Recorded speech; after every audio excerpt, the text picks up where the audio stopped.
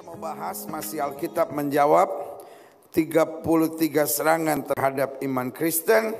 Hari ini saya lagi bahas tentang sesuatu yang saya sangat senang membahasnya. Mengapa orang Kristen makan babi? Tanya sama sebelah saudara, masih makan babi? Saya paling takut lihat orang Kristen yang tidak makan babi lagi. Saya takut dia masuk Islam kah, ya kan? So jadi mualaf kah? Saya tidak sedang ngomong alasan kesehatan. Saya tidak sedang ngomong alasan suka atau tidak suka. It's okay kalau sudah tidak suka makan babi. Ya kan? Bukan berarti sudah keluar dari Glow, aneh. Di Glow ada ajaran kalau nggak makan babi nggak Kristen. Ya kan? Mungkin kadang-kala saya bikin joke seperti itu. Tapi it's okay. Kalau saudara nggak suka makan babi, it's okay. Kalau alasan kesehatan, saudara tidak makan babi, it's okay. Tapi bukan alasan iman dan rohani. Jelas sampai di sini? Iya kan?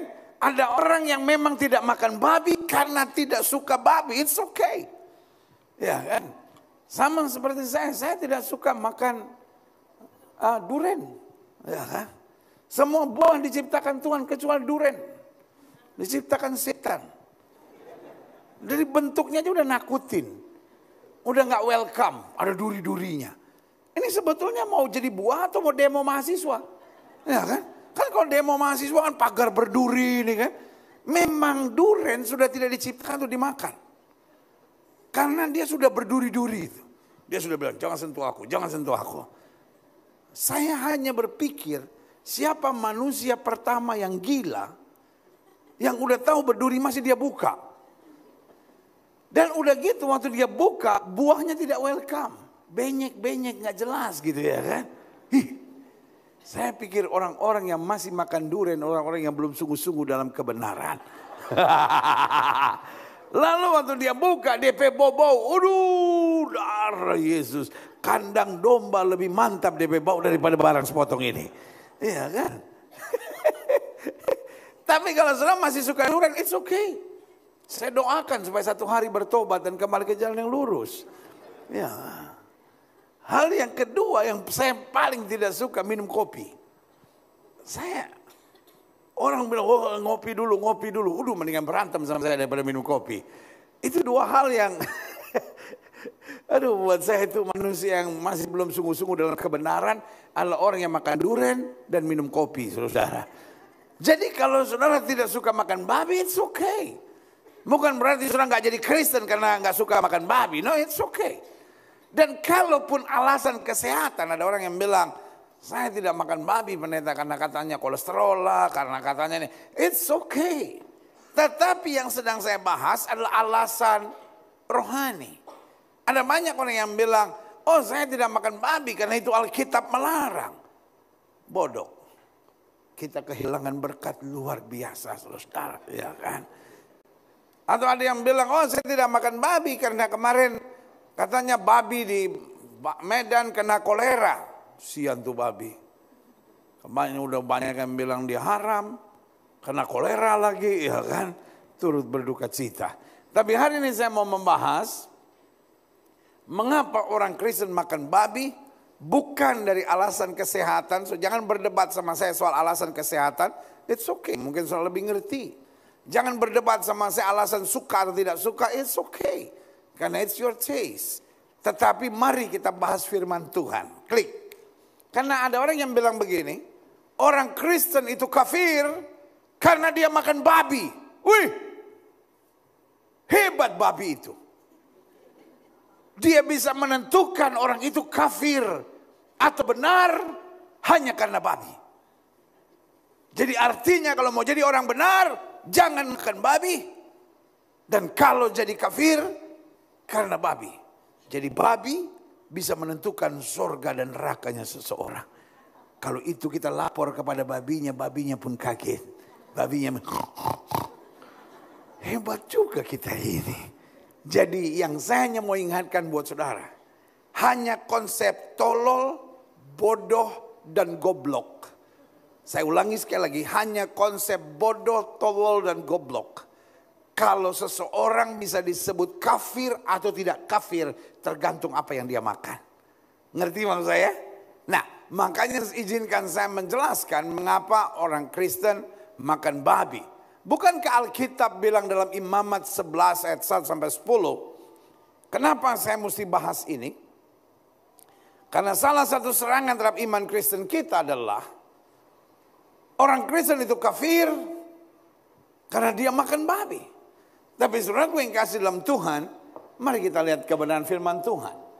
Imamat pasal 11 ayat 1 sampai 10. Jadi kalau ada orang bilang, oh ini haram atau ini halal, tanya sama dia. Diambilnya dari sini enggak? Jadi mereka nyontek kita. Mereka apa? Jadi konsepnya mulai dari firman Tuhan. Konsepnya mulai dari apa? Firman Tuhan. It's not genuine. Itu bukan asli. Tetapi itu berasal dari Taurat. Berasal dari apa? Taurat. Imamat 11 ayat 1 sampai 10. Binatang yang haram dan apa? Dan tidak haram.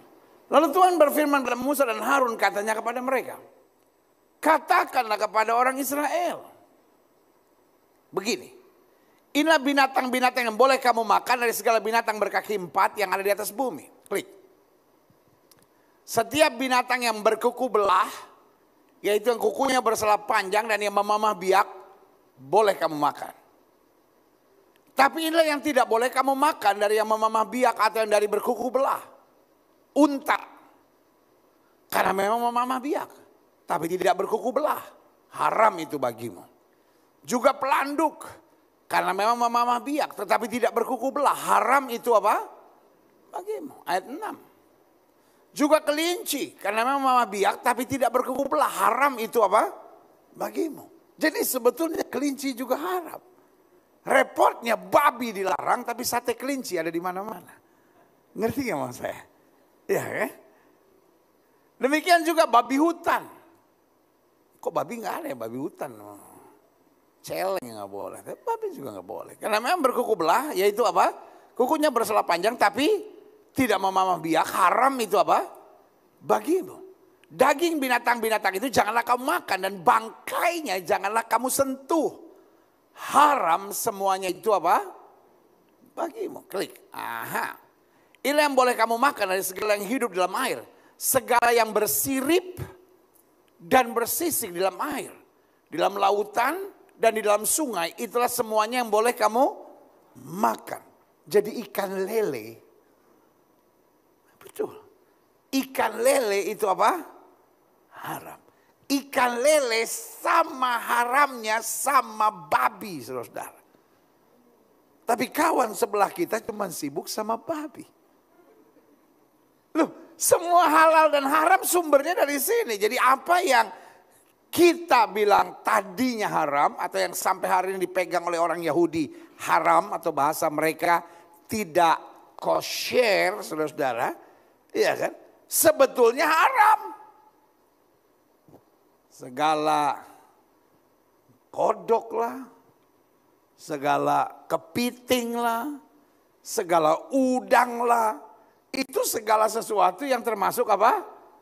Haram, saudara. Tapi kawan sebelah kita itu sibuk aja cuma babi. Sian. Ya, karena ini nih sebetulnya. Tetapi segala yang tidak bersirip atau bersisik dalam lautan dan di dalam sungai, dari segala yang berkeriapan dalam air dan dari segala makhluk hidup yang ada dalam air, semuanya itu apa? Kejijikan bagimu. Lalu kita tanya, kenapa zaman itu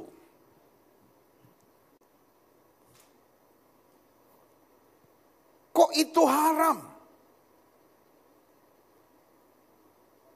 Saya ingin selalu lihat Daniel pasal 12.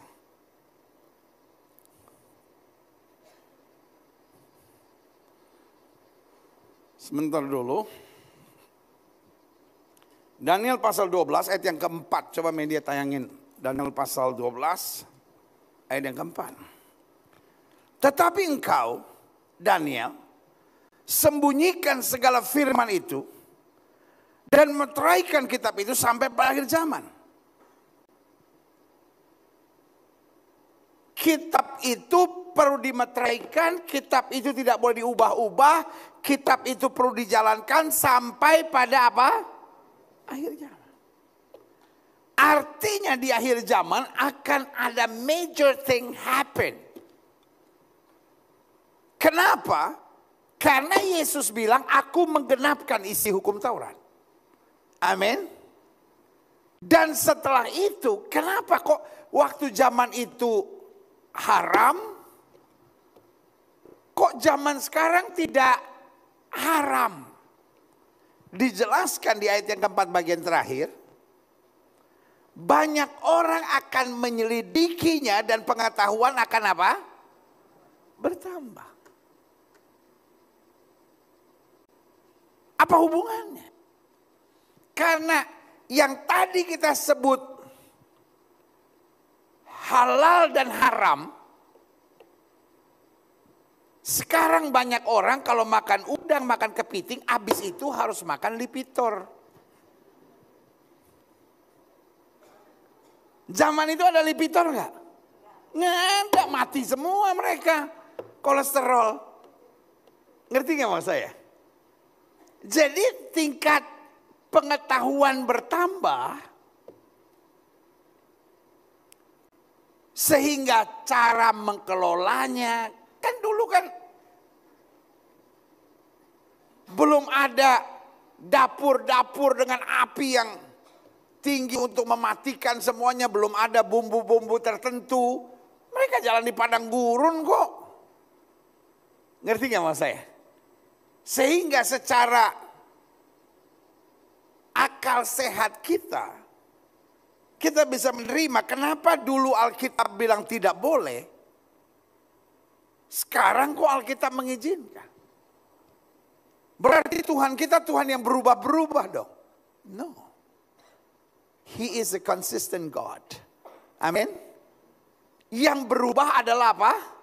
Zamannya. Makanya Tuhan sudah bilang ribuan tahun sebelumnya. Meteraikan kitab itu hanya sampai pada apa? Akhir zaman. Karena kemudian akan digenapi dan pengetahuan akan apa? Bertambah. Kira-kira sampai sini sudah jelas? Oke? Sehingga kalau ada orang yang bilang, Allahnya orang Kristen adalah Allah yang bingung. Ntar dia bilang gak boleh, ntar dia bilang boleh. Nanti kapan lagi dia robah lagi? No, Allahnya tidak berubah. Jelas sampai di sini? Sama-sama bilang sama saya, Allahnya tidak berubah. Yang berubah adalah apa? Zamannya. Jelas sampai di sini? Kita lihat selanjutnya, klik. Klik. Kisah Rasul 10 ayat 9 sampai 16. Keesokan harinya, ketika ketiga orang itu berada dalam perjalanan dan sudah dekat kota Yope, kira-kira pukul 12 tengah hari, naiklah Petrus ke atas rumah untuk berdoa. Ia merasa lapar dan ingin makan. Tapi sementara makanan disediakan, tiba-tiba rohnya diliputi kuasa ilahi. Lagi doa ini, ayat 11. Tampak olehnya langit terbuka. Dan turunlah suatu benda berbentuk kain lebar yang bergantung pada keempat sudut yang diturunkan ke tanah. Di dalamnya terdapat pelbagai jenis binatang apa? Binatang berkaki empat, binatang menjalar dan burung. Kedengaran olehnya satu suara yang berkata, bangunlah hai Petrus, sembelihlah dan makanlah. Ayat 14. Tetapi Petrus menjawab, tidak Tuhan, tidak. Sebab aku belum pernah makan sesuatu yang haram dan yang tidak tahir. Dalam bahasa Ibrani-nya disebut tidak kosher. Karena halal bahasa Ibrani-nya adalah kosher. Kedengaran pula untuk kedua kalinya suara yang berkata kepadanya, apa yang dinyatakan halal oleh Allah tidak boleh kau nyatakan haram. Jadi zaman Petrus ada terobosan yang dikerjakan oleh siapa? Bukan oleh Petrus. Tetapi oleh siapa? Ini yang saya mau bilang. Sama-sama bilang sama saya, arah sendiri. Oleh siapa? Oleh siapa? Petrus kaget. Petrus nolak. Petrus bilang, hey, aku tidak pernah, not even touch the unkosher things. Hal-hal yang tidak halal tidak pernah aku sentuh. Tapi Tuhan tegur dia dan bilang, hey, apa yang dinyatakan halal oleh Allah tidak boleh kau nyatakan haram. Lihat selanjutnya. Hal itu terjadi sampai apa? 3 kali. Apa artinya 3 kali? Artinya Petrus enggak, yang benar, sikat. Petrus confirm lagi, uji lagi. Sampai 3 kali dan segera sesudah itu terangkatlah benda itu ke langit. Klik. Kisah Rasul 15 ayat 19 sampai 21. Sebab itu aku berpendapat bahwa kita tidak boleh menimbulkan kesulitan bagi mereka dari bangsa-bangsa lain yang berbalik kepada Allah. Jadi ini adalah rapat dari para rasul. Karena di gereja mula-mula ada sebuah persoalan. Persoalannya adalah ada orang-orang Yahudi yang sudah percaya, tapi ada orang-orang yang bukan Yahudi menjadi percaya. Sehingga sekarang mereka harus distinguish. Mereka harus buat perbedaan yang jelas. Mana yang budaya mereka, mana kebiasaan, dan mana hal-hal yang bersifat dosa. Makanya selalu saya bilang, iman jangan disamakan dengan budaya. Minggu depan kita akan banyak membahas itu. Waktu saya bahas tuduhan terhadap iman Kristen, bahwa kekristenan itu jangan kamu percaya. Kekristenan itu agamanya wong londo. Kekristenan itu agama penjajah. Sehingga ada sampai hari ini ada banyak orang yang bilang, oh orang Kristen boleh kok pakai baju mini, orang Kristen boleh kok terbuka. Tuh buktinya orang-orang Amerika, orang-orang Eropa begitu semua. Itu budaya mereka, biarin aja.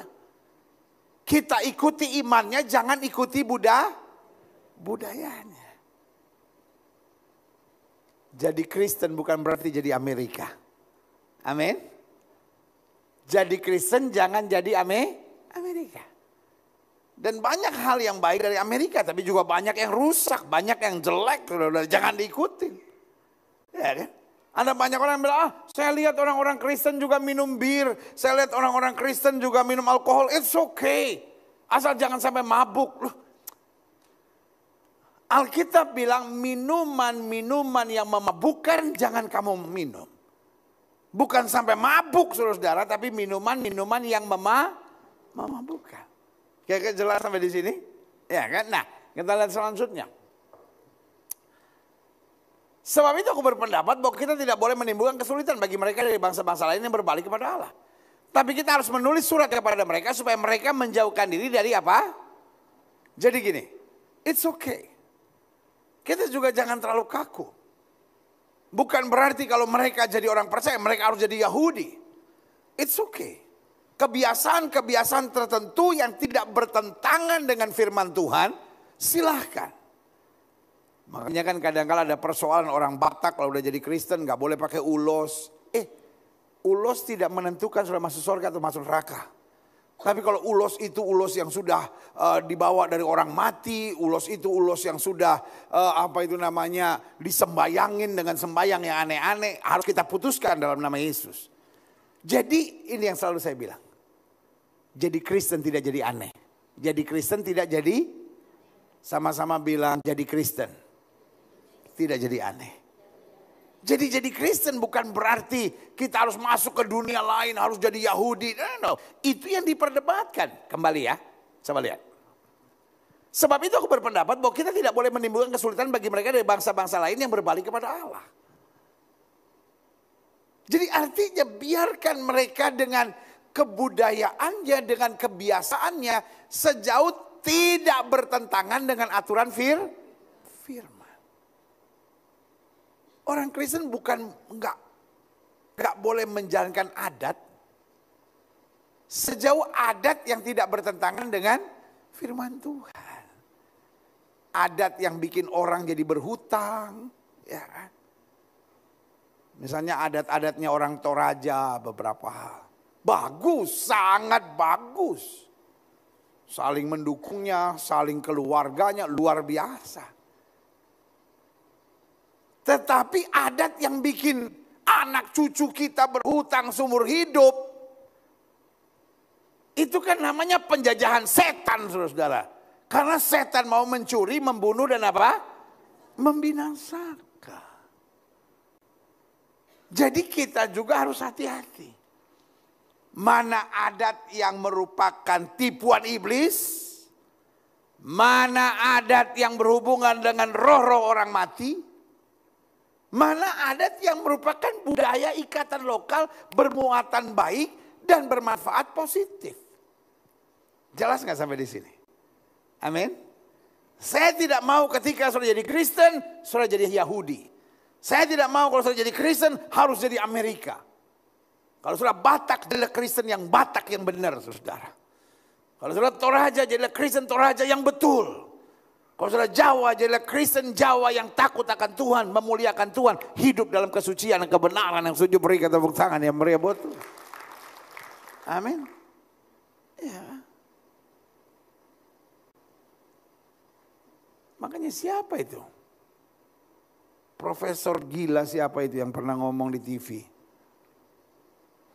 Budaya lokal, kearifan lokal, orang Manado dan beberapa adalah piaraan.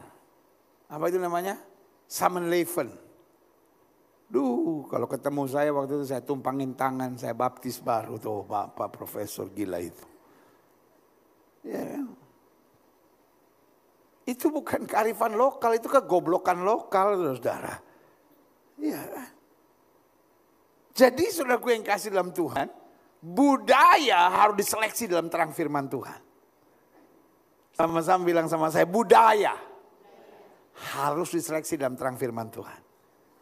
Jadi budaya bukan harus dibuang, saudara-saudara. Ngerti gak sampai di sini? Ya, kita lihat selanjutnya. Makanya dikatakan, kita tidak boleh menimbulkan kesulitan bagi mereka dari bangsa-bangsa lain yang berbalik pada Allah. Ada banyak orang tidak mau menerima Kristus.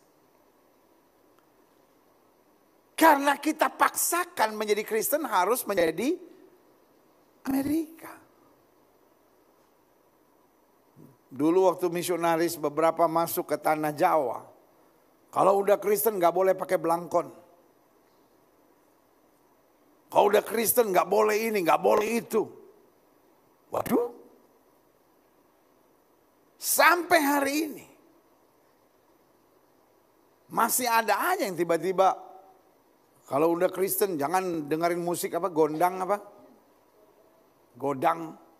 Karena musiknya itu nadanya nada penyembahan setan. Astaga. Saudara yang kasih dalam Tuhan. Orang-orang cupat begini menimbulkan banyak persoalan. Itu yang Yesus bilang, kamu seperti orang munafik. Kamu menghalangi orang untuk masuk ke dalam kerajaan surga dengan berbagai aturan. Makanya murid-murid ngerti, para rasul. Jangan kita menimbulkan kesulitan bagi mereka dari bangsa-bangsa lain yang berbalik kepada Allah. Tapi kita harus menulis surat kepada mereka supaya mereka, ini. Yang prinsip-prinsip saja yang harus mereka mengerti. Apa? Mereka menjauhkan diri dari apa? Makanan yang telah dicemarkan berhala-berhala. Itu memang tetap tidak boleh. Betul? Lalu selanjutnya apa? Dari percabulan. Iya kan? Segala jenis percabulan. Dari daging binatang yang mati dicekik. Lalu juga dari apa? Darah. Jadi ternyata rasul-rasul setelah mereka berkumpul, berdoa bersama, lalu mereka buat garis sekarang. Bagaimana supaya orang-orang yang bukan Yahudi ini tidak harus jadi Yahudi supaya percaya Yesus. Tidak harus jadi Yahudi untuk menerima keselamatan.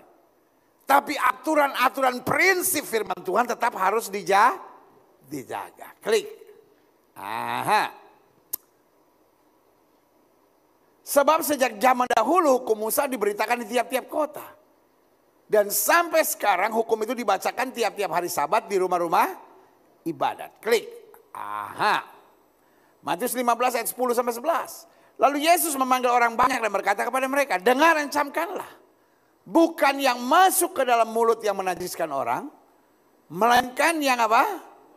Keluar dari mulut, itulah yang apa? Menajiskan orang. Jangan sampai di sini sudah bilang, berarti narkoba boleh dong, kan masuk. No, ini konteksnya sedang bicara tentang makanan. Karena mereka sedang berdebat tentang makanan. Klik, aha. Klik.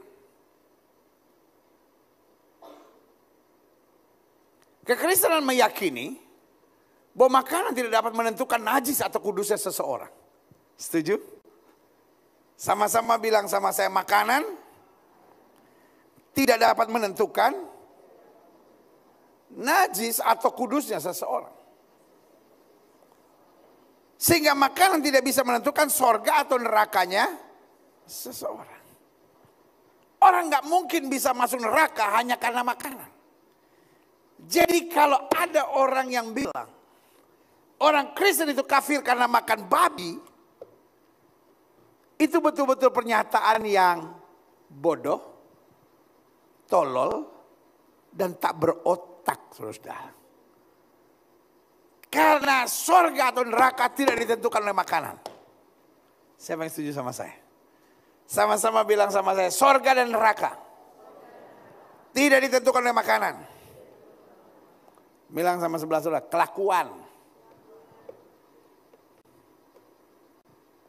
Kan ada pengajaran-pengajaran sekarang yang bilang, orang gemuk pasti masuk neraka.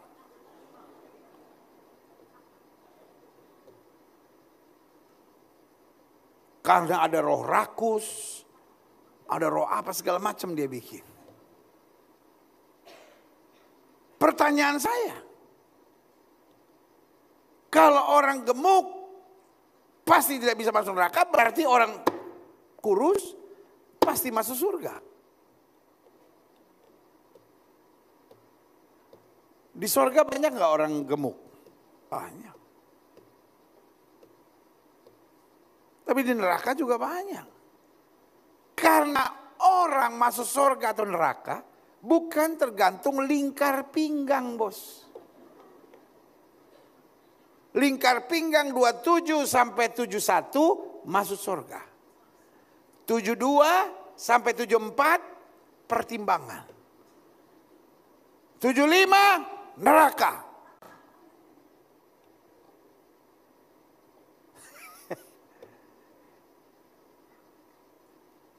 Kan gini, saya menghargai seminar kesehatan.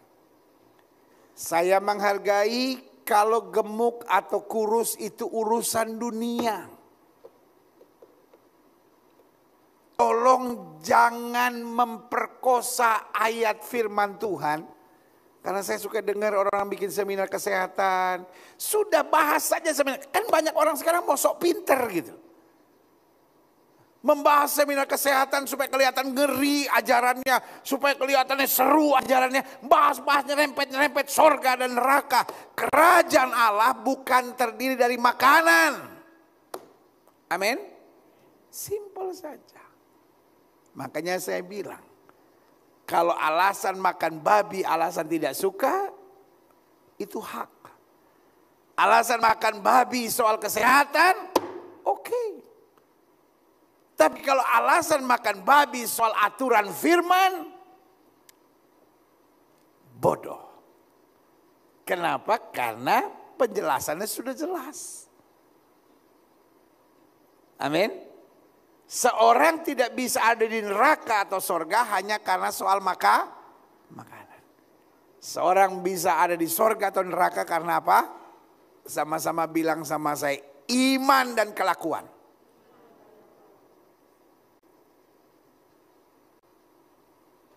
Sama-sama bilang sama saya, yang menentukan sorga atau neraka bukan makanan, tapi iman dan kelakuan. Amin. Hanya orang kalau kebanyakan makan memang sudah rasa bau-bau neraka sebelum tiba di neraka. Kalau dia naik tangga udah stres. Ya kan? Kalau dia mesti kejar anaknya, ya kan? Sudah stres. Ngerti gak maksud saya? Ya kan? Jadi gak ada hubungan dengan sorga dan neraka. Tolong jangan memberat-beratkan ayat firman Tuhan. Sampaikan firman Tuhan sesuai dengan aturannya. Amin. Selanjutnya, saya pelajari gini. Roma 14 ayat 17 sampai 19. Sebab kerajaan Allah bukanlah soal apa? Makanan, minuman, tapi soal apa? Kebenaran. Soal apa? Damai sejahtera. Dan soal apa? Sukacita oleh Roh Kudus. Jadi kerajaan Allah bukan soal makanan dan minuman, tapi soal kebenaran, damai sejahtera, dan sukacita oleh Roh Kudus. Karena barang siapa melayani Kristus dengan cara ini, cara yang benar, cara damai sejahtera, cara sukacita oleh Roh Kudus, ia berkenan pada Allah dan dihormati oleh manusia. Ayat 19, klik. Sebab itu marilah kita mengejar. Apa yang mendatangkan damai sejahtera dan yang berguna untuk saling apa? Membangun. Orang sekarang kan senangnya mengejar sensasi. Orang sekarang kan senangnya mengejar popularitas. Orang sekarang kan senangnya mengejar supaya dia kelihatan yang paling benar, paling hebat, paling rohani, paling dikagumi. Dia hebat loh. Apalagi kalau dia mampu nyerang semua pendeta. Wah, ini berarti luar biasa ini. Alkitab bilang, marilah kita mengejar apa tadi? Apa yang mendatangkan damai sejahtera dan yang berguna untuk saling apa? Sama-sama bilang sama saya, kompetisi bukan cara Tuhan. Iya ya. Kalau orang hari-hari ini senangnya saling menyerang, saling menjatuhkan, bukan saling membangun, berarti dia sedang hidup bertentangan dengan firman. Saya selalu bilang ini, orang-orang yang senang nyerang sana, nyerang sini, nyerang sana, nyerang sini, sedang mengambil alih kerjaan setan. Kan setan senang kan mengintimidasi, mengadu domba, saling menyalahkan, ya kan? Makanya setan sekarang nggak banyak kerjaan di gereja. Kerjaannya sudah diambil alih oleh beberapa pendeta-pendeta. Bilang sama sebelah, termasuk lu. Ya. Amin BSD. Cibubur. Mall Balai Kota. Manado. Jangkote ngoni ambil kerjaan setan. Bukan setan, setang.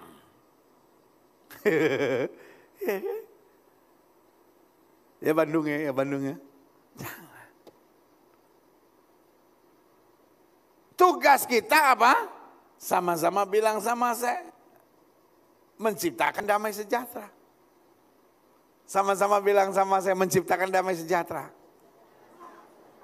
Sama-sama bilang sama saya, saling membangun. Sama-sama bilang saling menguatkan. Amin. Kita lihat selanjutnya. Klik. Betul dalam perjanjian lama makan babi serta beberapa makanan lainnya tidak kosher atau tidak halal atau haram. Namun karena Kristus telah menggenapkan Taurat, maka di dalam Kristus kita mendapat apa? Hukum yang baru. Apa hukum di dalam Kristus? Minimal ada 3 saya pelajari. 1, hukum itu bernama hukum kesetaraan. Apa itu hukum kesetaraan? Matius 7 ayat 12 bilang, segala sesuatu yang kamu kehendaki supaya orang perbuat kepadamu, perbuatlah demikian juga kepada mereka. Itulah seluruh isi hukum Taurat dan kitab para nabi. Jadi hidup Kristen bukan soal halal, haram. Hidup Kristen bukan saling menyerang. Hidup Kristen bukan soal siapa yang lebih hebat, siapa yang lebih benar. Hidup Kristen bukan soal siapa yang lebih suci, siapa yang tidak berkenan. No. Hidup Kristen hidup soal hukum kesetaraan. Pokoknya apa yang kamu tidak ingin orang lain perbuat kepadamu, jangan perbuat itu kepada. Kalau nggak suka diomongin, jangan omongin orang. Kalau nggak suka difitnah, jangan fitnah. Kalau nggak ingin dikhianati, jangan mengkhianati. Kalau nggak ingin disakiti, jangan mensakiti. Kalau nggak ingin dibentak, jangan membentak. Simple aja. Amin. Dan sebaliknya, apa yang kamu ingin orang lain perbuat kepadamu, perbuatlah itu kepada orang lain. Contoh. Kalau saya salah, saya maunya dimengerti dan diampuni. Itu berarti kalau istrimu salah, itu berarti kalau suamimu salah, belajarlah mengerti dan mengampuni. Ya kan? Kalau saudara ingin ketika orang salah harus minta maaf dan gak usah ngotot, lu juga kalau salah minta maaf dan tidak ngotot. Simple kok. Amin. Kalau saudara gak ingin orang pelit sama lu juga jangan pelit sama orang. Ngerti gak? Iya kan? Kalau saudara ingin orang tuh bersikap ramah sama saudara, bersikaplah apa? Ramah kepada orang. Hidup Kristen gak rumit. Hukum dalam Kristus bernama hukum apa? Kesetaraan. Taruh tangan kanan saudara di dada sama-sama bilang, saya harus pakai hukum kesetaraan. Kalau saudara nggak ingin suamimu berkhianat, saudara jangan berkhianat. Amin. Kalau saudara tidak ingin istrimu berkhianat, juga jangan berkhianat. Hidup ini jangan, oh dia nggak boleh, kalau saya boleh. Waduh, itu namanya hukum penjajahan. Bilang sama sebelah saudara, kamu bukan penjajah kan? Amin. Jelas sampai di sini? Jelas nggak? La ilaha illallah, orang nanya, jawab ke. Kalau kamu tidak ingin orang nanya dan tidak dijawab, ya kan? Orang nanya juga jawab dong. Bikin emosi aja pagi-pagi nih, aduh. Selanjutnya, klik. Ada hukum bernama hukum tabur tuai. Apa hukum tabur tuai itu? Klik. Galatia 6:7, janganlah sesat. Allah tidak membiarkan dirinya dipermainkan. Apa yang ditabur orang, kalau yang saudara tabur mulut kasar, yang saudara tuai keributan. Yang saudara tabur adalah memenangkan jiwa, yang saudara tuai adalah mahkota kemuliaan. Yang saudara tabur air mata, yang kau tuai sorak-sorai. Amin. Karena itu hidup ini jangan tabur yang curang, jangan tabur yang kasar, jangan tabur yang jahat, jangan tabur kebohongan, jangan tabur pengkhianatan. Apa yang kau tabur itu juga yang akan kau tuai. Kau tabur dalam kasih, kau tabur dalam ngalah, kau tabur dalam kesucian, kau tabur dalam kebenaran, yang kau tuai janji Tuhan, kemurahan Tuhan dan kelimpahan dari sorga. Berikan tepuk tangan yang meriah buat Tuhan. Hukum yang ketiga, klik, bernama hukum kasih karunia. Ini luar biasa ini. Oleh dia kita juga beroleh jalan masuk oleh iman kepada kasih karunia ini. Di dalam kasih karunia ini kita berdiri dan kita bermegah dalam pengharapan akan menerima apa? Kemuliaan Allah. Apa itu kasih karunia? Kasih karunia sesuatu yang meskipun saya tidak layak menerimanya, tapi Yesus menyelesaikan dari kayu salib buat saya. Amin. Artinya kalau Tuhan lihat saya tulus, kalau Tuhan lihat saya sudah berjuang, kalau Tuhan lihat saya sudah melakukan yang terbaik, maka tangan kasih karunia Tuhan memampukan segalanya buat saya. Berikan tepuk tangan yang meriah. Amin. Makanya hidup Kristen, kita seringkali menerima hal-hal yang kita gak layak untuk menerima. Amin. Tapi Tuhan lihat hati. Sama-sama bilang sama saya, Tuhan lihat hati. Dalam hidup ini saya selalu punya prinsip gini. Mungkin kita belum sempurna, yang penting Tuhan lihat perjuangan kita. Sama-sama bilang sama saya, mungkin saya belum sempurna, tapi Tuhan lihat perjuangan kita. Amin. Selama kita berjuang, kalaupun kita belum sempurna, maju terus. Karena Dia yang melihat hati. Allah Dia yang mencurahkan kasih karunia buat hidup kita. Berikan tepuk tangan yang meriah. Tuhan saya bukan Tuhan yang hitung-hitungan. Makanya anak Tuhan itu harus banyak cincai. Anak Tuhan harus banyak apa? Cincai. Jadi orang tuh jangan perhitungan banget gitu. Ya.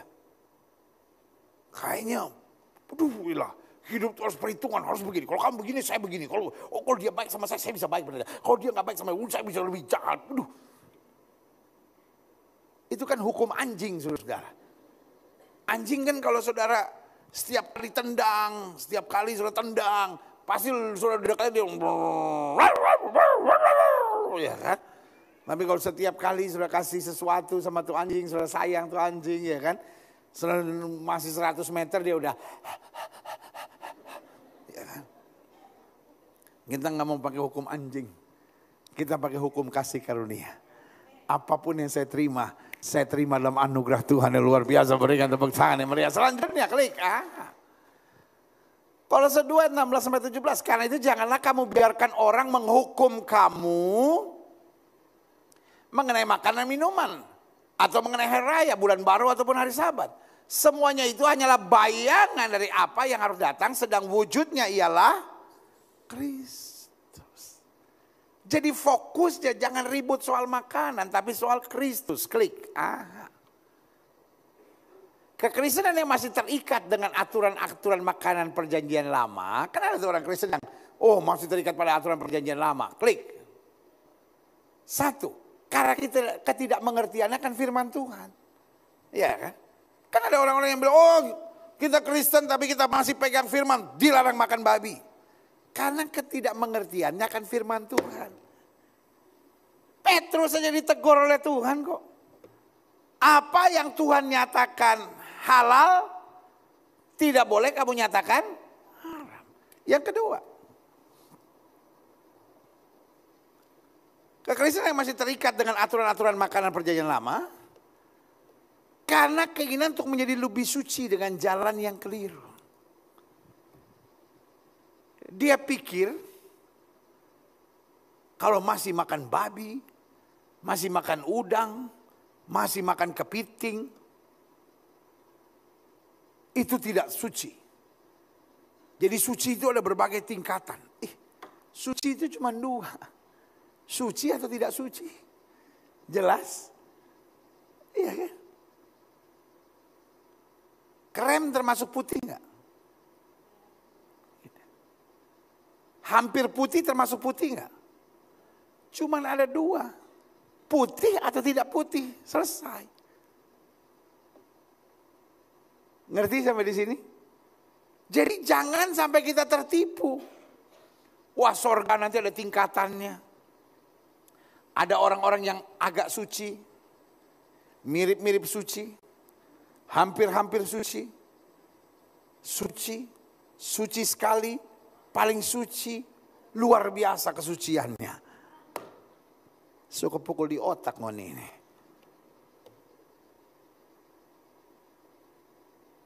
Karena Alkitab bilang hanya ada 2. Hamba yang baik atau hamba yang jahat.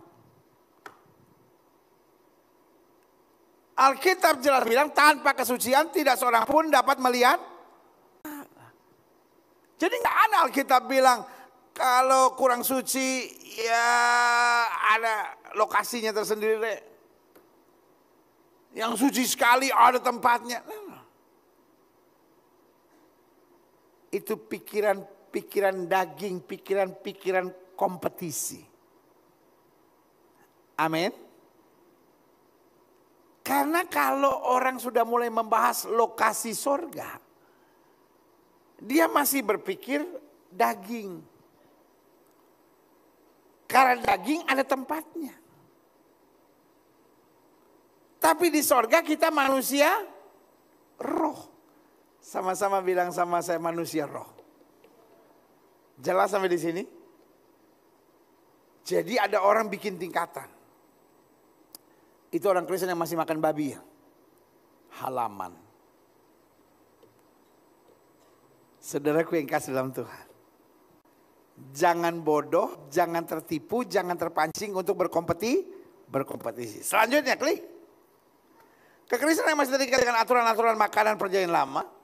Karena pemahaman tentang kesucian yang hanya soal kulit luarnya. Tetapi Alkitab bilang Tuhan bukan melihat apa yang di depan mata, Tuhan melihat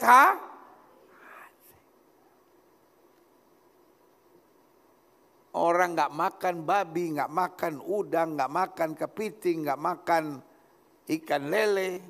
Tapi ngomongin orang. Bodoh wae itu namanya saudara. Sekali lagi kerajaan sorga bukan soal makanan. Klik. Karena kurang pengertian tentang rencana Allah di perjanjian baru. Bahwa Kristus sudah menggenapkan seluruh hukum Taurat. Jangan sampai kekristenan kita masih terikat dengan apa? Ikatan budaya Yahudi. Kita bukan orang Yahudi yang percaya Yesus. Kita murid Kristus yang sudah ditebus oleh darahnya. Dan dipersiapkan untuk memerintah bersama Kristus sampai selama-lamanya. Berikan tepuk tangan yang meriah. Amin. Orang mau tiap hari makan babi, tiap hari makan udang, tiap hari makan kepiting. Bukan berarti tidak akan masuk surga. Bahkan mungkin lebih cepat.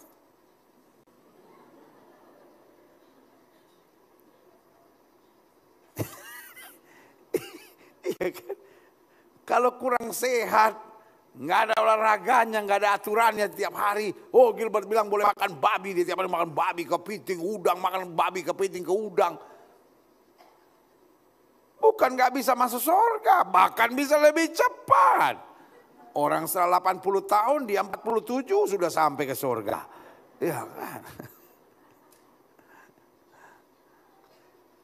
Artinya boleh bukan berarti tak ada aturan. Karena sekali lagi yang saya sedang bahas bukan alasan kesehatan. Alasan kesehatan biarlah dokter yang menjelaskannya. Biarlah ahli-ahli gizi yang menjelaskannya. Tetapi saya dari sudut pandang terang firman Tuhan. Jelas ya? Klik. Kesimpulan saya terakhir. Kalau begitu. Ini gambarnya lagi nih mengganggu sekali nih. Ini kan gambar-gambar gini mancing. Ya. Kalau minggu pertama boleh, kalau minggu-minggu begini kan udah berat juga ya kan. Mengapa orang Kristen makan babi? Yang pertama jelas. Jadi kalau ada orang bilang orang Kristen itu kafir karena makan babi. Kita jelaskan mengapa orang Kristen makan babi. Yang pertama, karena tidak ada larangan makan babi lagi dalam perjanjian baru. Dari seluruh perjanjian baru, dari Injil Matius sampai kitab Wahyu. Tidak ada larangan lagi untuk makan babi. So, kenapa kita bikin aturan larangan dan hidup dalam perjanjian lama? Yang kedua, mengapa orang Kristen makan babi? Karena kita mengerti tentang kerajaan Allah soal kebenaran, damai sejahtera dan sukacita oleh Roh Kudus. Jadi fokus kita bukan lagi soal makanan, fokus kita tentang hidup benar. Amin. Hidup damai sejahtera dan hati yang penuh sukacita karena Roh Kudus menyertai kita. Berikan tepuk tangan yang meriah buat Tuhan. Yang ketiga, mengapa orang Kristen makan babi? Karena kita mengerti tentang kesucian. Bahwa kesucian bukan soal makanan, namun soal pikiran, perkataan, hati serta perbuatan yang berpadanan dengan firman Tuhan. Amin. Hidup Kristen bukan soal makanannya, tapi soal hidup sucinya. Sama-sama bilang sama saya, hidup Kristen bukan soal makanannya. Hidup Kristen soal kesuciannya.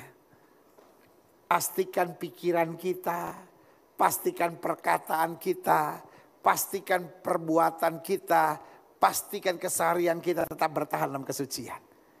Makanya selalu saya bilang, dunia modern ini, khotbah-khotbah di gereja seringkali hanya bersifat humanisme dan juga motivasi.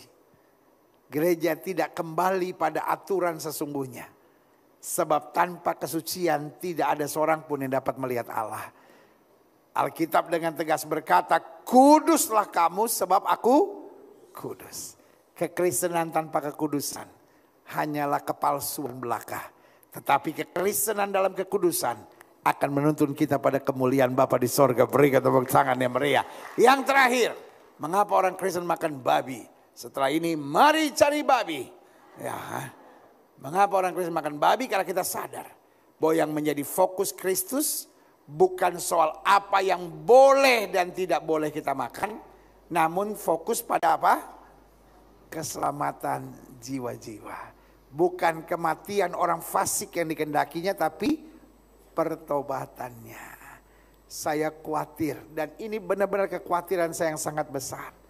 Hari-hari ini gereja sedang berdebat soal doktrin. Gereja sedang berdebat soal ini. Saya tidak bilang ini tidak perlu, silahkan saja. Tetapi yang saya mau bilang, kenapa gereja nggak sibuk fokus kembali mencari jiwa? Amin. Iya kan? Gereja mula-mula ditegur Tuhan. Diizinkan Tuhan melalui aniaya. Kenapa? Karena Tuhan suruh pergi tapi kerjaan mereka kumpul. Saya khawatir gereja akhir zaman sedangnya berdebat. Ya, hamba Tuhan satu nyerang hamba Tuhan lain. Gereja satu nyerang gereja lain. Pendeta satu nyerang pendeta lain. Jemaat ikut-ikutan. Oh ini gak benar, itu gak benar. Saya mau bilang, jangan mau pikiran kita diambil alih oleh setan. Amin. Sama-sama bilang sama saya, fokus hidup kita harus pelayanan jiwa-jiwa. Sama-sama bilang, fokus saya bukan pada siapa yang lebih baik dan lebih benar. Semua gereja pasti ada kekurangannya. Semua gereja pasti ada kelebihannya.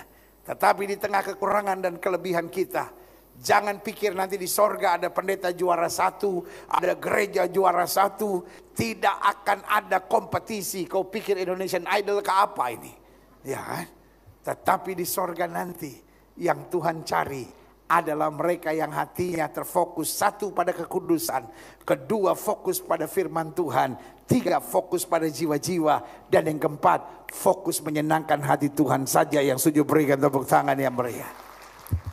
The end of the day, waktu kita membahas soal ini, biarlah kita stop berdebat. Biarlah kita stop saling menyalahkan. Biarlah mulai hari ini kita fokus pada jiwa-jiwa. Tuhan, aku percaya di hati Yesus ada apa? Sama-sama bilang, di hati Yesus ada jiwa-jiwa. Di hati Yesus ada apa? Di hati Yesus ada apa? Di hati Yesus ada apa? Stop berdebat soal siapa yang ajarannya lebih hebat. Stop berdebat doktrin siapa yang lebih kuat. Stop berdebat pendeta mana yang lebih pintar. Stop berdebat hamba Tuhan mana yang paling rohani. Kita sibuk berdebat sampai kita nggak menyelamatkan jiwa. Kita sibuk berdebat. Setan bikin kita sibuk melihat siapa yang lebih hebat. Dan kita lupa pada inti perintah Yesus. Pergi, jadikan sekalian bangsa muridku. Yesus tidak bilang duduk dan berdebatlah. Tapi Yesus bilang pergi, jadikan sekalian bangsa muridku. Taruh tangan kanan selalu di dada.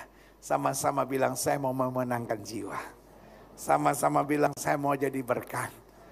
Saya mau bawa jiwa masuk pada kemuliaan Kristus. Berikan tepuk tangan yang meriah buat Tuhan. Saya undang kita semua bangkit berdiri.